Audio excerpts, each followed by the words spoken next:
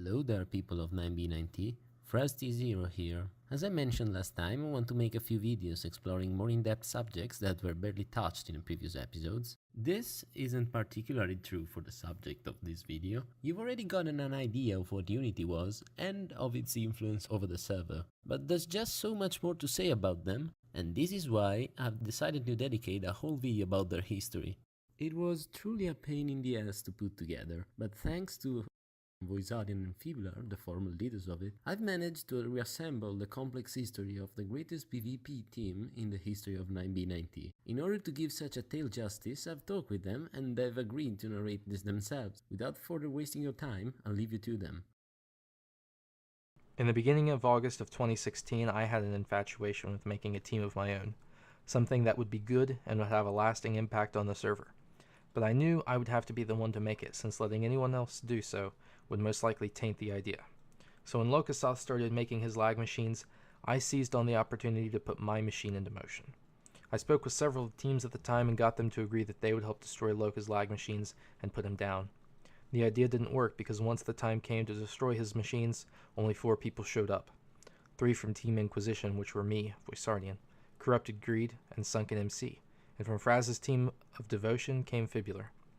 I saw the failure of my idea, and so I decided to improve upon it and started speaking to Fibular about making a better team. One with a feeling of camaraderie that would be a powerhouse of a team, and so that's how Unity started. Loca's lag machines and a man with an idea. Me. Unity wasn't yet a thing though, but Loca's first lag machine was the first time we cooperated. I got one of Loca's basemates, Heat 1804, to inside his base for us. The base itself was pretty bad and was called Equilibrium. The link to the full raid, recorded by myself at that time, can be found in this description. The only thing really impressive about this base was the amount of doors that this guy had bothered to make, since the dupe hadn't happened yet. Voisardian offered me to create Unity with him, and I accepted. Fraz went inactive for 3 days straight without a warning, and one of our basemates started to fuck with all the others, also known as Wolfgang. I took most of the team and abandoned the base to join Unity. The ones who stayed with Fraz were Doug's and actually Tom, but they later joined us as he wanted to base solo for a while. The second of Loca's bases was grooved by me alone. Since Loca had built a new base with several lag machines, JJ leaked coordinates to me and told me to go and deal with it. I did, and once again Loca was brought down. Loca then fucked off to a new base. However, I convinced his basemate Craze7997 to inside him for me. I, once again, griefed his base and destroyed the lag machines, but when Loca tried going at it again, I decided to him and call a friend of mine to take him offline. That was enough. Shortly after, he quit 9B after being bullied by the community after he was outed as an obese and depressed teenager. Our first base was Unity, or Unity 1, whichever you prefer, and the members there were myself, Fibular, Urponaattori, Doug's, actually Tom, Iolo, Turtle, Soviet Soldier 1, Corrupted Greed, Lotta the Builder, Bran, and James Dog. In particular, Lotta, Greed, and Bran were kicked because they failed to show up to the base. Unity 1 was where we became insanely rich. Watching a 2v2 player who I won't name, I figured out the dupe glitch on my own. That gave us a huge advantage. I had been duping at Unity for a month already before everyone started doing it. Even then, most did not realise that they could dupe entire inventories of shulkers, rather than a box at a time. In particular, I showed Urponaattori how to do it. When Voice and I left for K2, I showed my new basemates how to do it as well. Eventually, Siotis invited myself and Fibular to the team of K2. This at the time was the most elite base on the entire server. An invitation to K2 was an invitation to becoming a 9B90 legend. We didn't completely abandon Unity, we led it from afar, and Fibular still kept showing up at spawn with them for PvP battles. During the time of the Unity 1 base, we decided, mainly me, to establish a secondary base, one that could be used in the case of our first base being found. Myself and Fibular never showed up to this base, but we do know that many of the team members did build there. K2 came to a swift end in December. Voisardian had grown to hate Siotos, and as he revealed to me in private, planned to inside K2. He told me this in private, asking for my help and my blessing. Instead, I bed-trapped him and released his personal information. JJ, a member of the base, locked him in a bedrock box for a while. In the meantime, we destroyed the base ourselves.